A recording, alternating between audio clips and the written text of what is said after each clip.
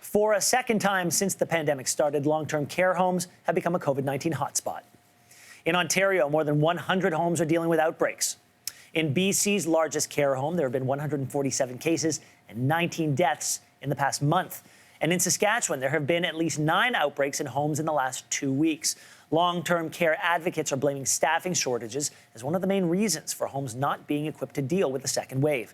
Joining me now to talk about her own experience is Rachel, a personal support worker at a long-term care home in Ontario. Rachel, thank you so much for being here. You've been a PSW, a personal service worker, for 11 years. What has it been like to work in your home during this pandemic? Well, first, thanks for having me and the opportunity. Well, I guess COVID has really just amplified an already dire crisis in long-term care. So when pre-COVID, we only had around 6 minutes to wake a resident, perform all hygienic duties, clean up after ourselves, get them down to the dining room. Now we need to find somewhere in that time for proper PPE protocols, sanitization of equipment, double meal seatings to attempt social distancing. It's so much in 6 minutes. It's exhausting, to say the least. Well, let's talk about some of those protocols, because you say you can't socially distance in your home and you're told to wear the same mask for your entire shift. Now, let's put aside for a moment the effect that that could have on your physical health. Talk to me about the toll that this year has taken on your mental health.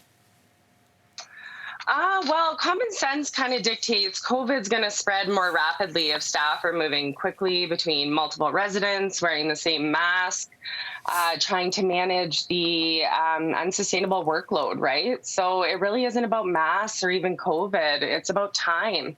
We need more time to treat these people and give them the care that you would want if it was your family member. So that's the goal. That's the dream. But you told our producer that no matter how much effort you put into caring for residents, you still feel that at the end of the day, you did the bare minimum. You also said that PSWs paint a rosier picture on charts than what we actually see happening because of the pressure from management and the government. Now, before I ask you to respond, we reached out to the Ontario Ministry of Long-Term Care, and their response is this: if an employee of a home has concerns that they are being pressured to incorrectly file reports or about any risks to residents, they should contact our Family Support and Action Line. Our inspectors respond quickly to urgent concerns. Rachel, how scared are you for the residents in homes right now if this is actually happening? Well, for too long now, for-profit long-term care facilities have relied too heavily on the hearts of PSWs. But honestly, our hearts are broken. And it feels like if it doesn't get significantly better soon, it's going to get significantly worse really fast.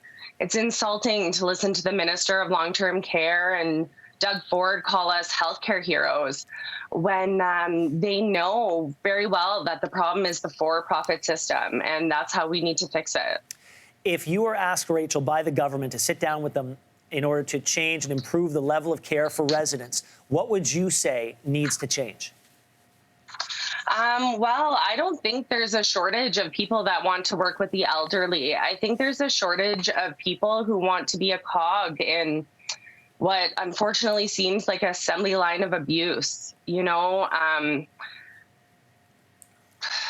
I'm mortified daily. I would never want my loved ones to spend the last years of their life waking up each day without a feeling of purpose. Somewhere along the line, someone forgot these were human beings and everybody else just let them. Rachel, you're painting a dire picture indeed. We can't imagine the stress and that you go through each and every day, but we appreciate the effort that you put into your job, and we thank you for your candor this morning. Thank you so much for being here. Oh, well, thank you for the opportunity, and thank you to all my colleagues. They're literally the reason I have faith in humanity. Thanks so much. Thanks for watching. If you like this, be sure to subscribe here. And you can check out more Your Morning videos right here.